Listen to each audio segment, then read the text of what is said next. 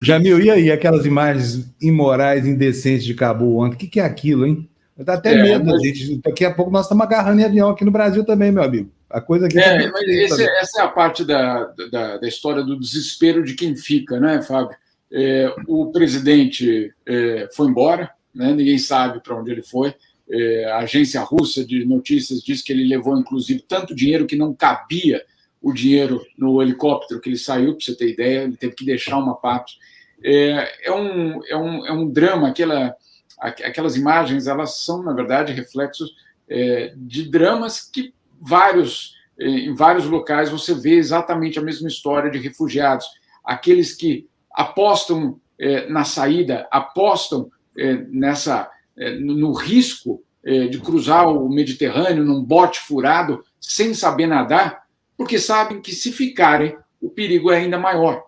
E muito provável, esses que estavam ali no aeroporto eram pessoas, isso não é muito provável apenas, são as informações, que eram pessoas que, inclusive, chegaram a trabalhar para os americanos, para os alemães, para a ONU, e que agora, claro, estão preocupados porque vão ser vistos como traidores e, claro, alvo de uma eventual execução. Agora, não Fábio, apenas aqueles que trabalharam como espião, infiltrado na sociedade afegã para saber quem era quem, etc. Não, não é só isso. Esses também, obviamente, estão preocupados. Agora, a grande maioria é formada por o eletricista, que trabalhava na sede, vamos dizer assim, do Exército Americano, o cozinheiro, ou as cozinheiras, o pessoal da limpeza, o motorista, todos esses agora estão ameaçados. Né? Todos esses agora querem, obviamente, um resgate americano, alemão, britânico, e aí nem sempre, e essa parte dramática, nem sempre essa reciprocidade é tão clara. Né? Eu conheci muito refugiado, inclusive iraquiano, que era tradutor, que tinha trabalhado com os americanos, e quando os americanos foram embora, deixaram eles para trás, basicamente agora se viram. Né? Claro, uma situação muito dramática para eles. Vamos colocar em números. Os americanos mesmo falam em 18 mil pessoas que teriam trabalhado para eles e que estariam expostas agora ao Talibã. Os alemães falam em 6 mil, os britânicos em um número parecido. Não é a primeira vez que isso acontece. No Vietnã, isso também aconteceu. Os americanos tiveram de levar muita gente do Vietnã, porque senão iam ser considerados como traidores. Agora, tirando essa parte, que é dramática, se você pegar o restante da população afegã, o que nós vemos aí é que, obviamente, continuam sendo as vítimas. Vítimas de um lado, vítimas do outro, mas a realidade é que você teve, nesses 20 anos, um esforço de construção que eu não sei exatamente qual era a posição que era dada justamente à população. Essa reconstrução, eu acho que talvez o Reginaldo possa falar melhor sobre isso, mas era muito mais uma construção de estruturas do que de sociedade, né, Reginaldo? E aí, quando colapsa tudo isso, volta a ter os mesmos vulneráveis. Os dados são dramáticos, né? Você tem 1/3 só das mulheres ainda alfabetizadas. Isso depois de 20 anos sem o Talibã. Né? Então, antes de a gente falar, não, agora estava tudo bem para as mulheres, não, estava longe de estar tudo bem. Agora vai ficar pior, mas ainda estava longe de estar tudo bem. Jamil, deixa eu te falar, eu quero recomendar aqui para as pessoas que leiam a sua coluna hoje. Recomendar fortemente que as pessoas leiam. Porque quando a gente não tem informação sobre a história de um povo, sobre a formação da cultura ancestral de um povo e do quanto ele é capaz de resistir a certos atrevimentos, a gente não consegue entender o momento do presente. O Jamil foi hoje dar uma aula de história para a gente com a coluna dele, né? Lembrando que o Afeganistão já resistiu ao longo da sua longa história a várias investidas, né? Começando por Alexandre o Grande. Conta para a gente um pouquinho da história desse povo que ontem viu os americanos irem embora, lavando as mãos, dizendo não tem nada mais a ver com vocês. Conta para a gente, Jamil. Agora, Fábio, não é um povo só, e essa é uma das grandes dificuldades. Né? São vários povos, são vários vales, são várias tribos, basicamente, que criaram um sistema de autodefesa relativamente eficiente, precário, mas, ao longo aí de séculos, estiveram acostumados com sucessivas invasões. E só para a gente colocar numa perspectiva, sim, como você falou, Alexandre Grande quase esbarrou ali. Depois, o neto do Gengis Khan, você teve os árabes, inclusive, que levaram 200 anos para islamizar o Afeganistão. Não é que isso aconteceu em 5 dias ou em 7 dias, talvez, para citar a Bíblia. Não, foram 200 anos e, mesmo assim, teve uma parte do Afeganistão que levou mais outros 100 anos. Ou seja, você tem 300 anos de processo. Aí você teve os britânicos que, em 80 anos, tiveram 3 investidas no Afeganistão, isso no século XIX, perderam as 3, até que em 1919 falaram, vamos embora, porque não tem mais o que dar, e aí deram a independência para o Afeganistão, né? Aí ficou resolvida a história, não ficou resolvida coisa nenhuma.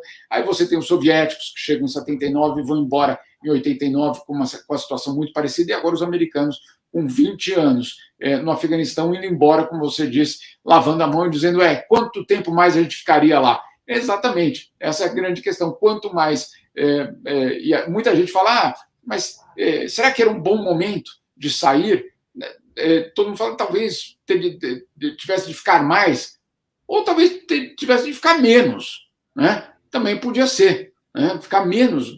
Eu sempre ouve esse argumento de que, olha, uma prolongação aí da estadia teria sido melhor.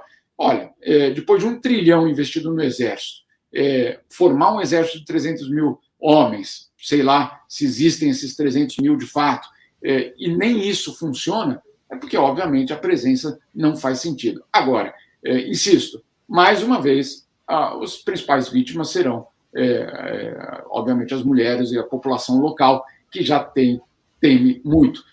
O relatório que a ONU apresentou sobre a ofensiva do Talibã pelo território afegão até chegar em Cabul aponta, sim, para crimes de guerra e crimes contra a humanidade. Muito bom. Jamil, você quer deixar uma perguntinha para o Reginaldo, seu amigão? Tenho. E agora, Reginaldo? Só isso, né? Essa é a pergunta mais curta vai gerar a resposta mais longa da história da TV Democracia.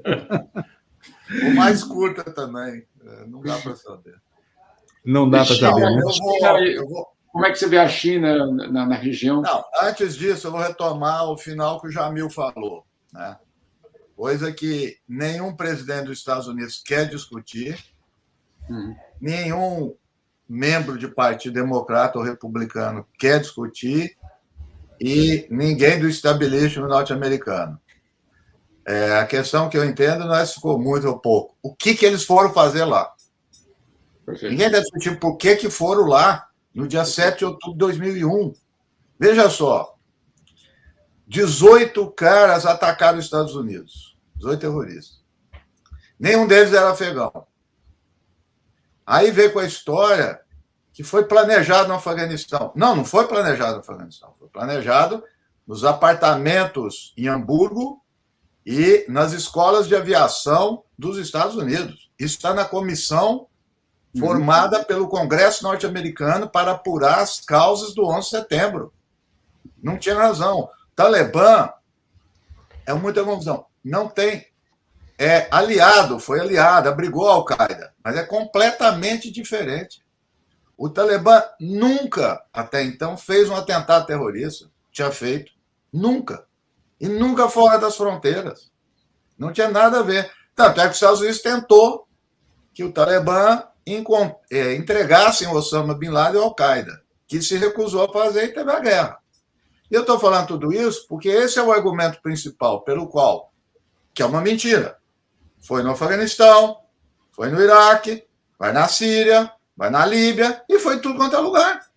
Esses 20 anos.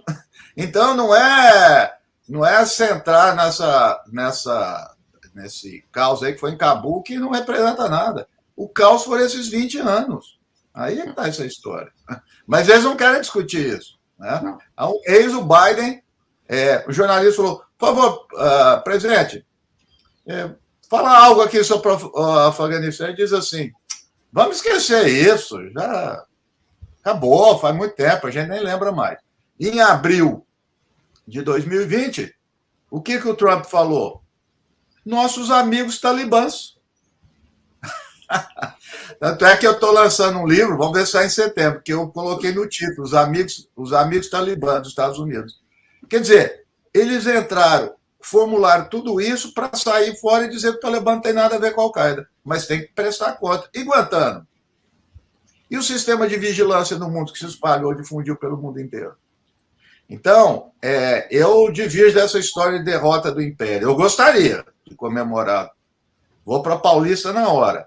O que foi derrotado foi o projeto de reconstrução do Afeganistão. Isso aí foi derrotado. Ok.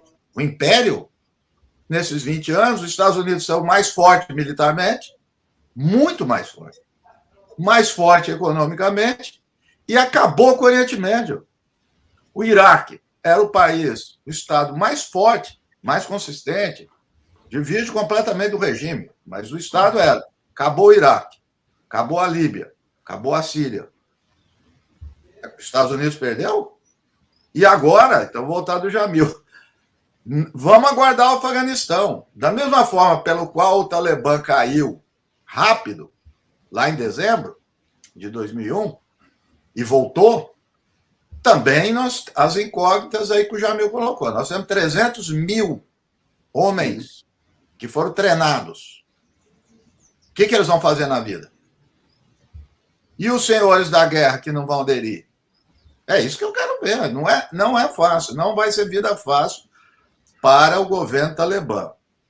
O Talibã aumentou o poder militar, são mais experientes. Esse é outro lado.